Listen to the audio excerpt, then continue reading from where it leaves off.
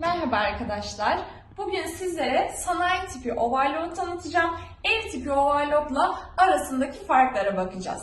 Aralarındaki en net fark olarak neyi söyleyebiliriz? Hız ve güçleri. Adı üstünde sanayi tipi overlock dediğimizde her şeyi dikebilen, bütün kumaşları rahatlıkla dikebilen bir makinenin hızı da tabii ki çok daha güçlü olması gerekiyor. Aralarındaki en bariz fark hız farkı diyebiliriz. Onun haricinde iki makinenin arasında iplerinden başladığımızda aslında 4 iplik, 4 iplik. İkisi de 4 iplik makine, 3 iplik olarak kullanabiliyoruz ve bebe overlock şeklinde kullanabiliyoruz. İp geçirmelerine baktığımızda ip geçirmeleri de yine aynı şekilde birbirlerine çok benzer aslında. Overlock'la sanayi tipi overlock'un bir diğer özelliğine baktığımızda bizim tansiyon ayarımız ev tipinde sayılı veya harfli sistemken sanayi tipinde tamamen manuel sistem, yani çevirerek tansiyon ayarının sıklığını veya gevşekliğini ayarlamamız gereken bir sistem var. Burada aynı ev tipi gibi iki tane alttan gelen lüperden geçecek, tansiyondan lüpere gelen iki ipimiz, iğnede iki ipimiz var. Eğer 4 iplik kullanıyorsak 3 iplik yine kullanabiliyoruz.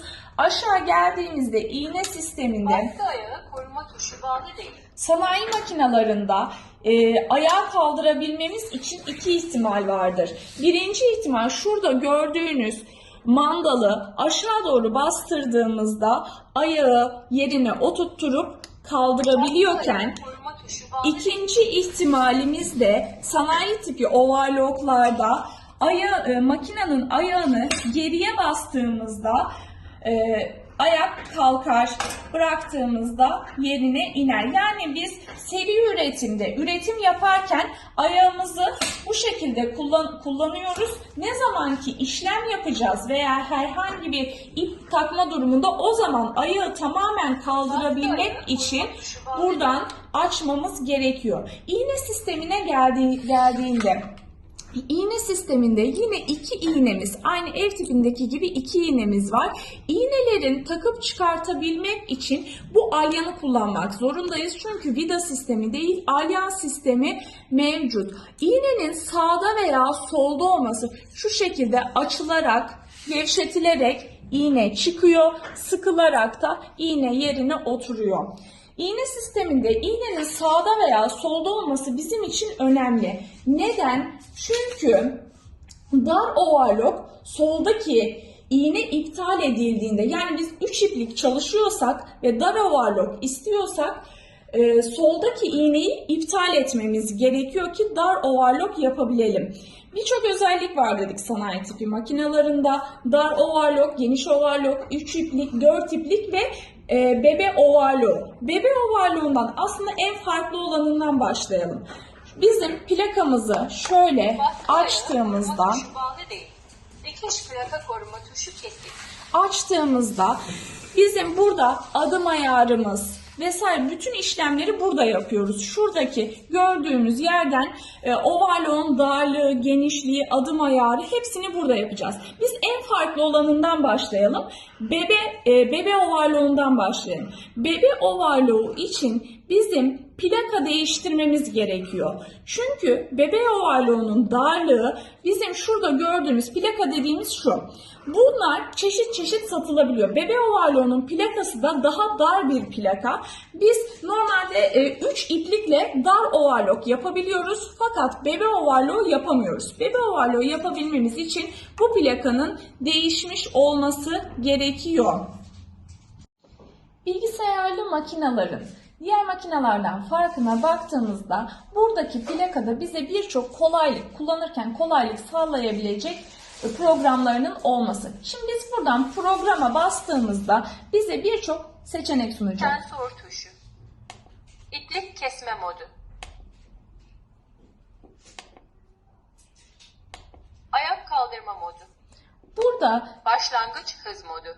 başlangıç hız modu dediğimizde yavaş başlama veya tamamen Ayak kaldırma modu. buradan programdan çıkıyorum.